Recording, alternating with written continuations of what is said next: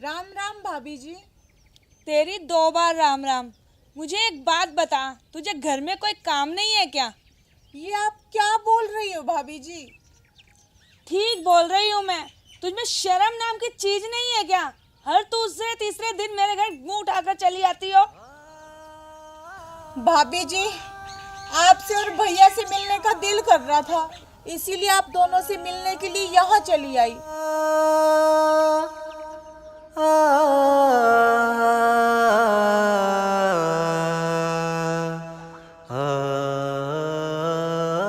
इधर आ तू।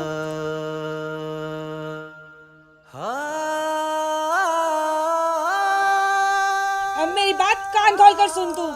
हमसे मिलने का तो बहाना है तेरा। पैसे मांगने आई होगी अपने भाई से, मंगती कहीं की। भाभी जी, मैं मंगती नहीं हूँ, मैं हालात की मारी हूँ। अगर आज गुड्डी के पापा जिंदा होते ना, तो मुझे ये बातें कभी भी नहीं सुननी पड़ती। और भाभी जी, अगर एक बहन ने 500 रुपए अपने भाई से मांग लिया, तो इसका मतलब वो मंगती होगी। वो मेरा भाई है भाभी जी। और अगर मुसीबत के टाइम वो मेरी मदद नहीं करेगा, तो फिर मेरी मदद कौन करेगा भाभी जी?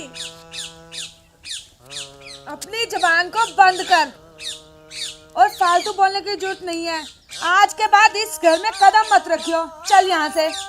भाभी जी, मैं चली जाऊंगी, लेकिन सिर्फ एक बार मैं भैया से तो मिल लूं। इससे पहले कि मैं तुझे धक्के मारकर निकालूं, चुपचाप चली जा यहाँ से।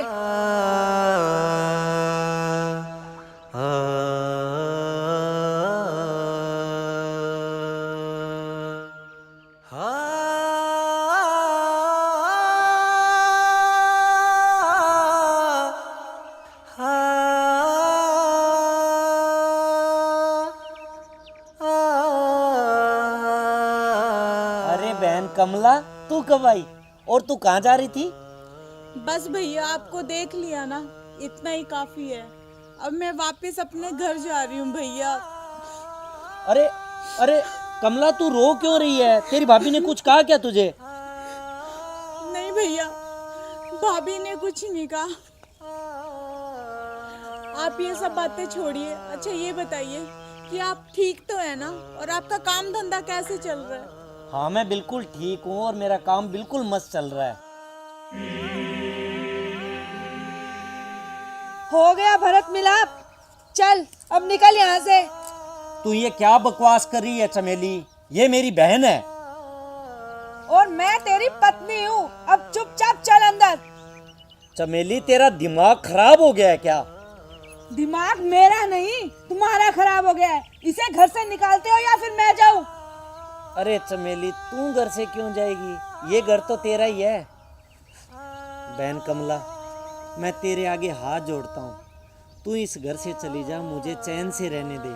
और सुन, कभी वापस इस घर में नहीं आना। और ये सोच लेना कि तेरा ये भाई मर गया।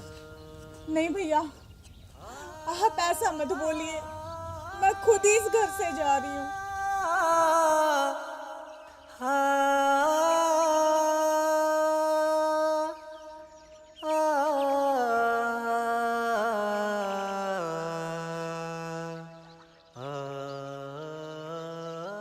इसीलिए हमेशा कहा जाता है कि बेटियों को शिक्षित करना चाहिए।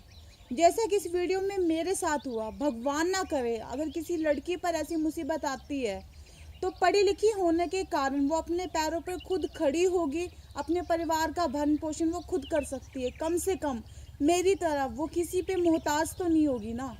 और साथ ही साथ एक बात और, कि बेटी बचाओ बेटी पढ़ाओ।